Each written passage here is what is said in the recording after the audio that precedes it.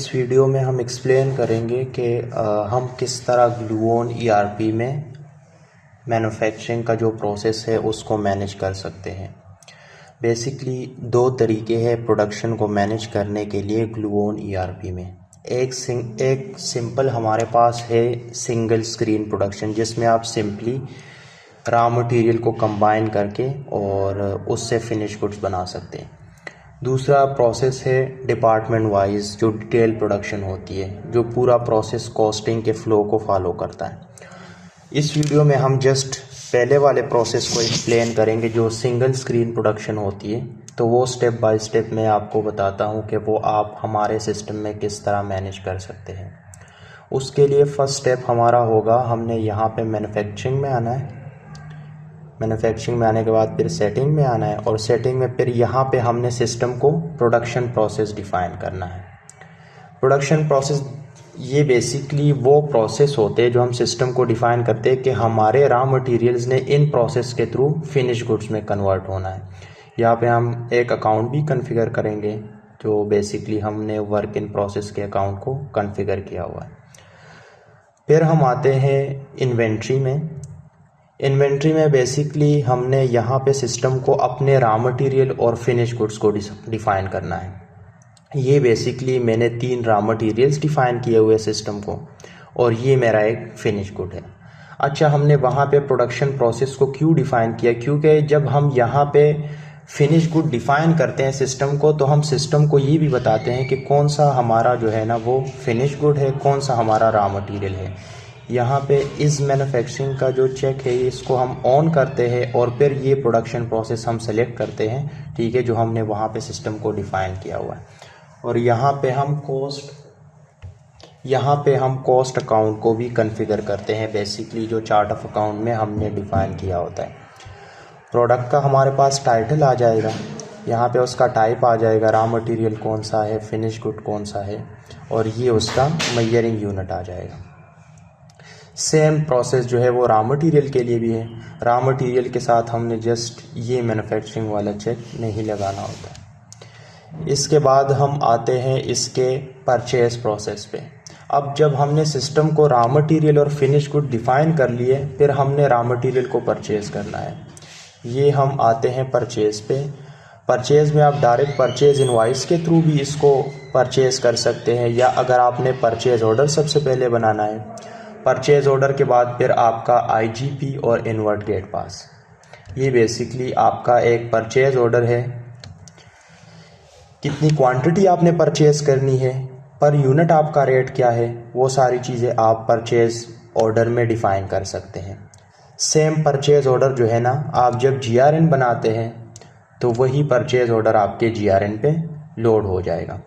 Simply हमने यहाँ पे वेंडर को डिफ़ाइन करना है और यहाँ पे जो हमारे पास परचेज ऑर्डर बना होगा उसको हम लोड परचेज ऑर्डर पे क्लिक करेंगे और उसके अगेंस्ट हमारा जीआरएन बन जाएगा।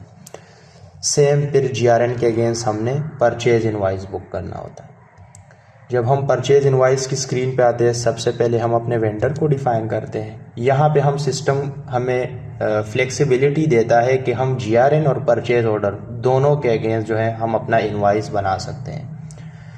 अगर हम जीआरएन पे क्लिक करते हैं तो सिंपली इस वेंडर के जितने भी जीआरएन है उसको हम लोड कर देंगे और जिसके अगेंस्ट हमने इनवॉइस बुक करनी होती है वो उसके अगेंस्ट हम इनवॉइस बना देंगे।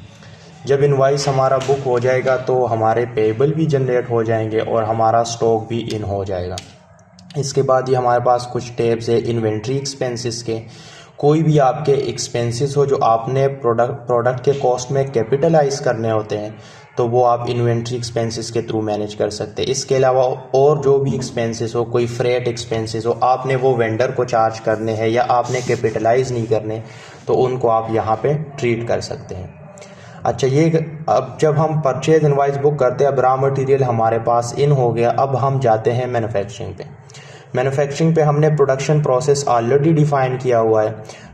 प्रोडक्शन प्रोसेस के बाद overheads, labour, raw material. Basically production में हमारे पास 3 चीज़ें होती है। एक हमारे रॉ मटेरियल की कंजम्पशन होती है, एक हमारे पास लेबर्स आ जाते हैं, लेबर ओवरहेड्स, और एक हमारे फैक्ट्री ओवरहेड्स होते हैं। लेबर ओवरहेड्स और फैक्ट्री ओवरहेड्स को हम कंबाइन करके तो उसको हम कन्वर्जन कॉस्ट भी बोलते हैं। हम सबसे पहले फैक्ट्री ओवरहेड्स डिफाइन कर लेंगे सिस्टम को कि ये हमारे जो है ना वो फैक्ट्री ओवरहेड्स है। इसके बाद हमारे पास लेबर टाइप कि कौन से स्टेज पे कौन से जो है ना लेबर यूज़ होने हैं और उनका हम फिर रेट डिफाइन करते हैं। रेट आप जो है ना परसेंटेज में भी कर सकते हैं, फ्लैट अमाउंट में भी कर सकते हैं, और आप जो है ना क्वांटिटी के हिसाब से पर क्वांटिटी भी आप रेट डिफाइन कर सकते हैं। ये सारी चीज़ें डिफाइन करने के बाद फिर हमारा बनता है production standard. Production standard basically हमारी एक रेसिपी होती है जो हम किसी भी फिनिश गुड को बनाने के लिए, एक बिज़नेस एज्यूम करता है कि इस फिनिश गुड को बनाने के लिए हमारे जो बजटेड डेटा होगा वो इतना होगा कि रॉ मटेरियल इतनी क्वांटिटी में लगेगा इस फिनिश गुड को बनाने के लिए। यहाँ पे हम बेच साइज़ भी सेलेक्ट कर सकते हैं कि इतने बेच साइज़ के लिए हमने रेसिपी बनानी है। अब इसमें मटेरियल भी आप डिफ़ाइन कर सकते हैं। बाय प्रोडक्ट जो आपका नॉर्मल लॉस होगा, जो आपको पता होगा, वो भी यहाँ पे डिफ़ाइन कर सकते हैं। लेबर एलोकेशन और प्रोडक्शन ओवरहेड, लेकिन हम रिकमेंड करते हैं कि लेबर एलोकेशन और जो प्रोडक्शन ओवरहेड है वो रियल टाइम में जब आप एंट्री करते हैं एक्चुअल डेटा की, तो वहाँ पे इसको पुट कर दें। प्रोसेसिंग में आने के बाद जब हम प्रोसेसिंग के टैब पे क्लिक करते हैं तो हमने क्या करना है, हमने जस्ट सिस्टम को बताना है कि हमने कौन सा फिनिश गुड बनाना है। यहाँ पे हमारा मैन्युफैक्चरिंग प्रोडक्ट आ जाएगा। यहाँ पे हमने इसको क्वांटिटी बतानी है कि इतनी क्वांटिटी हमने प्रोडक्शन करनी है, इतनी क्वांटिटी की। अब जो हमने स्टैंडर्ड या रेसिपी डिफ़ाइन की होती है सिस्टम में, तो सिस्टम हमें उसके अगेंस्ट हमें बता देगा कि हमें कितनी क्वांटिटी चाहिए इतनी प्रोडक्शन करने के लिए। गेट डेटा पे हम जब क्लिक करते हैं तो ये हमें क्वांटिटी बता देता है कि हमें इतनी क्वांटिटी रॉ मटेरियल की रिक्वायर्ड होगी।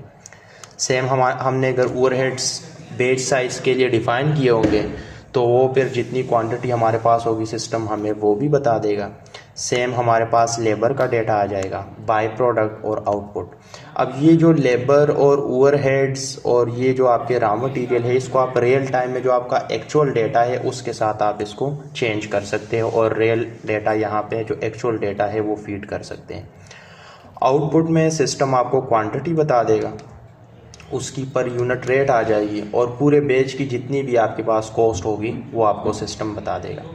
यहाँ पे आप इसको बैच नंबर भी एलोकेट कर सकते हैं, उसका मैन्युफैक्चरिंग डेट, और किसी प्रोडक्ट का अगर एक्सपायरी डेट है तो वो भी यहाँ पे एलोकेट कर सकते हैं उन प्रोडक्ट्स को।